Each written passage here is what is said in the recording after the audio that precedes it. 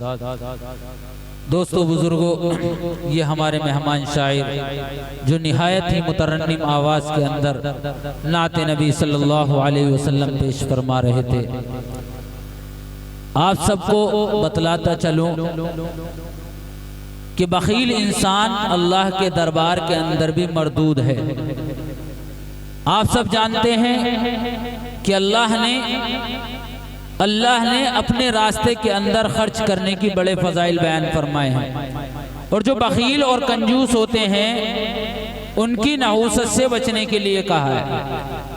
आपको खुद कोशिश करनी चाहिए कि हम मदरसे का ताउन करें, जो हमारे नात ख़्वाह हैं उनकी भी हौसला अफजाई करें, जो हमारे बच्चे प्रोग्राम पेश कर रहे हैं उनकी हौसला अफजाई भी करें। आपको मालूम है कि एक वाक़िया है दाल के अजाब से मशहूर। एक इंसान कंजूस था, बखील था, वो खर्च करना नहीं चाहता था, पाई पाई जोड़ कर रखता था। जब वो जवान हुआ उसके घर वालों ने उसकी शादी करा दी, और शादी कराने के बाद, निकाह के बाद जब उनकी बेगम उनके घर तशरीफ लाई, जलवा अफरोज हुई, तो उन्होंने अपनी जिंदगी के उसूल और कवायद उनको बताए कि बेगम सुनिए जरा, हमारे घर के अंदर इस चार दीवारी के अंदर रहने के कुछ ज़ाब्ते हैं, कुछ उसूल हैं। कि जी बताइए, जैसा आप कहेंगे हम तो वैसी जिंदगी गुजारेंगे। उन्होंने कहा कि जैसे हम कहेंगे वैसे आपको रहना पड़ेगा अगर हमारे साथ जिंदगी गुजारनी है। कहा शौहर साहब, आप हमारे शौहर हैं, सर का ताज हैं, जैसा आप चाहो ऐसा रख लीजिए। तो उन्होंने कहा कि बताइए क्या खाना चाहते हैं। बेगम ने पूछा क्या खाओगे, गोश्त खाओगे कि नहीं, बिरयानी खाओगे कि नहीं, और कोई साग सब्जी की ख्वाहिश है कि नहीं, कि और क्या बनाना है। बताया कि हमारे घर के अंदर आपको जब तक हमारे साथ जिंदगी गुजारनी है दाल के अलावा कुछ नहीं बनाना, सिर्फ दाल बनेगी चार दीवारी के अंदर, और अगर उसके खिलाफ वर्जी की तो कोने के अंदर मोहम्मद रफी साहब तशरीफ फरमा है, आपकी खैरियत खराब कर देंगे। बहरकैफ दाल बनती रही, चलता रहा, सुबह दाल, शाम दाल, दोपहर दाल, आज भी दाल, कल भी दाल। एक हफ्ता हो गया, 2 हफ्ते हो गए, महीना हो गया, 2 महीने हो गए, 4 महीने हो गए, दाल ही खत्म नहीं हो रही। बड़ी परेशान। बहरहाल उसने छुट्टी ली कि मैं अपने मैं के घर जाना चाहती हूँ, मुझे 2 रोज की छुट्टी तो मिल सकती है। कि हाँ छुट्टी मिल जाएगी, लेकिन खबरदार दाल को मत भूल जाना, दाल वहां भी पीछा नहीं छोड़ेगी आपका, वरना अगर आपने खिलाफ वर्जी की तो तलाक की तलवार आपके पीछे पीछे। लिहाजा दाल को लाजिम पकड़ के रखना है। बेचारी चली गई, उसके 4 हट्टे कट्टे नौजवान भाई थे, बड़े मजबूत। जब उन्होंने देखा कि हमारी बड़ी खूबसूरत, हसीन, जमील, तंदुरुस्त बहन थी, और उसने जाकर के दहलीज पे सलाम किया, भाइयों अस्सलाम वालेकुम, देख के चौंक गए। बेचारी कोई भिखारन आ गई है, रास्ता भूल गई है, कुछ चाहती है, कुछ सवाल करना चाहती है कि बीबी क्या चाहिए, दाल चाहिए, रोटी चाहिए, कुछ बताओ तो सही।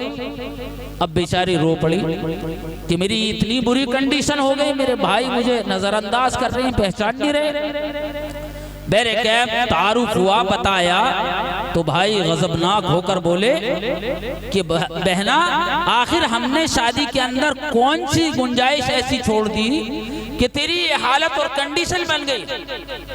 कि भैया क्या बताऊं कि जालिम के पल्ले तुमने मुझे बांध दिया, क्या हुआ, क्या बताओ तो सही, माजरा आखिर है क्या।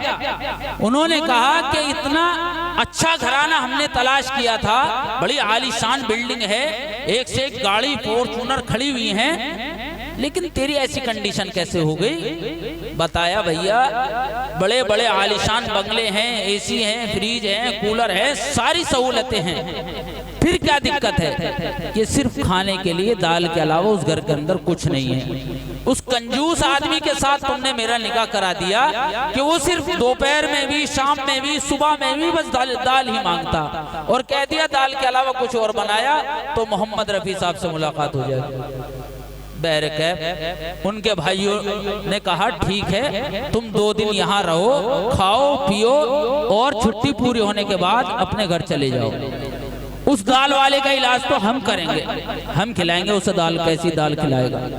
बहरकैफ चारों मुस्टंडे लंबे लंबे लठ लेकर के और काले काले जुब्बे पहनकर, काली स्याही लगाकर, काला पगड़ बांधकर अपनी बहन को रुखसत होने से पहले उन्होंने नींद की गोली दे दी उसे कि बीबी जब भी दाल के लिए कहे उसमें रिला के और पूरी देगची उसके सामने रख देना, तू दाल खाओ जा। बहरकैफ उन्होंने दाल खाई बड़े शौक से और दाल खाने के बाद में हजरत बिस्तर पर दराज हो गए। उनके भाई टाइम टेबल के हिसाब से घर पहुंच गए। देखा कि फर्राटेदार नींद मार रहा है, उसे उठा करके और कफन के अंदर लपेटकर दूसरे रूम के अंदर ले गए। 1 घंटा गुजरा, 2 घंटे गुजरे, गोली का असर खत्म हुआ।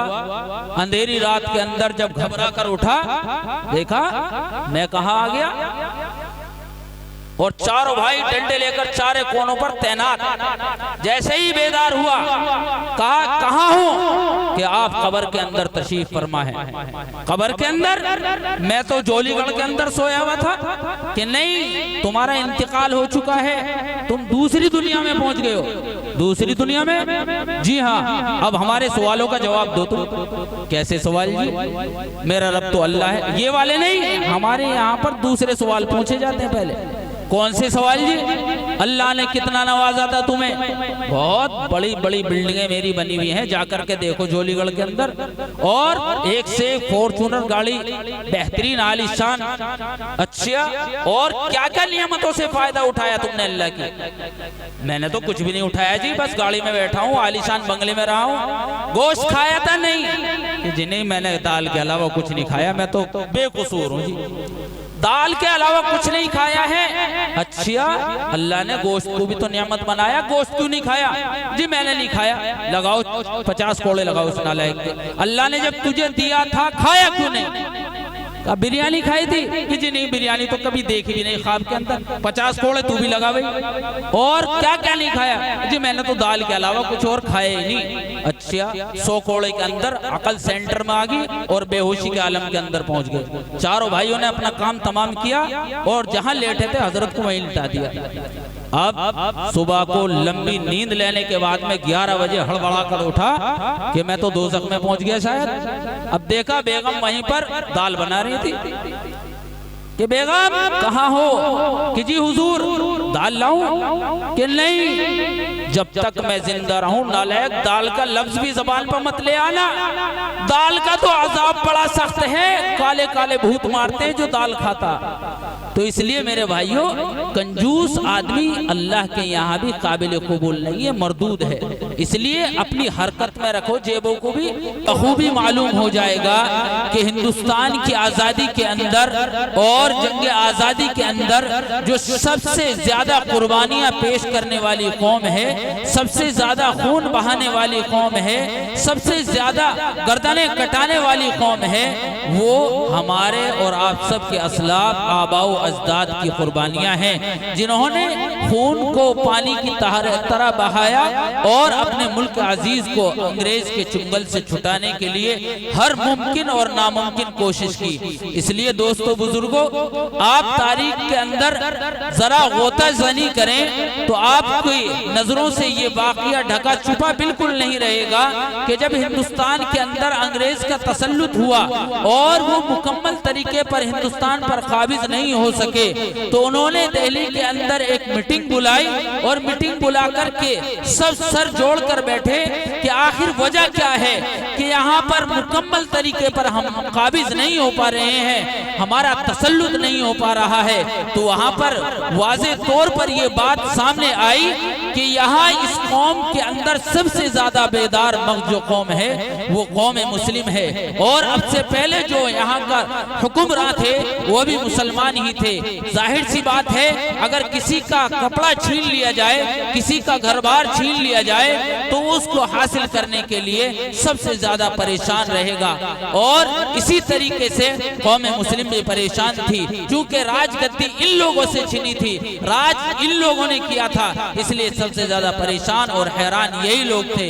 लिहाजा इन्होंने, अंग्रेजों ने एक मीटिंग बुलाई, तो उसके अंदर यह तय किया गया कि अगर तुम्हें मुकम्मल तरीके पर हिंदुस्तान पर कब्जा करना है तो इन मौलवियों की फैक्ट्री को बंद कर दो, यानी इन मदारिस के अंदर ताले लगा दो। अगर तुम्हें हिंदुस्तान चाहिए, इन मस्जिदों को और मदरसों को बंद कर दो, और जो मौजूदा हाल के अंदर मौलवी हैं, दाढ़ी और टोपी वाले हैं, सबको फांसी के फंदों के ऊपर लटका दो। तारीख पढ़िए, आप तारीख पढ़ेंगे तो खून के आंसू रोएंगे कि हमारे आबाओ अजदाद ने इसी मुल्क के लिए तन मन धन की बाजियां लगाई हैं, बीवियों को बेवा कर दिया है, बच्चों को यतीम कर दिया है। आप पढ़िए तो आपको ये भी वाकया मिलेगा कि एक अंग्रेज है मिस्टर एडवर्ड टॉमसन, वो अपनी याददाश्त के अंदर लिखता है कि मैं अपने खेमे के अंदर मौजूद था, मुझे मुर्दार के जलने की बू महसूस हुई, मैं खेमे से बाहर गया तो क्या देखता हूँ 10-12 मौलवी पकड़े हुए हैं और अंग्रेज की फौज है। सिपाही उनसे कह रहे हैं, मौलवियों अगर तुम अपनी खैरियत चाहते हो तो ये कह दो कि 1857 के गदर के अंदर हम मौजूद नहीं थे, अभी माफ कर देते। मुअर्रिख लिखता है कि मुझे पैदा करने वाले की कसम, उनमें एक मौलवी भी तो ऐसा नहीं था जो अंग्रेज के सामने झुकता, उसकी बात से अपनी बात को मिला था। वो सारे खाकिस्तर हो गए, जल गए, भुन गए, लेकिन किसी ने भी अंग्रेज के सामने सर नहीं झुकाया। कहाँ सोए हुए हो? हमारे आबाओ अजदाद की कुर्बानियां ये हैं। हमारा इस मुल्क पर इतना ही हक है जितना हमारे बिरादरान वतन का है। ये किसी के आबाओ अजदाद का नहीं है, ये मुल्क हमारा है, हम सब का है, हिंदू भाइयों का है, मुसलमानों का है, जैनियों का है, पारसियों का है, ये किसी की वरासत नहीं है। ये मुल्क हिंदुस्तान सबका है। इसलिए बहरकैफ प्रोग्राम को आगे बढ़ाते हैं और तारीख को ज़हन में रखें।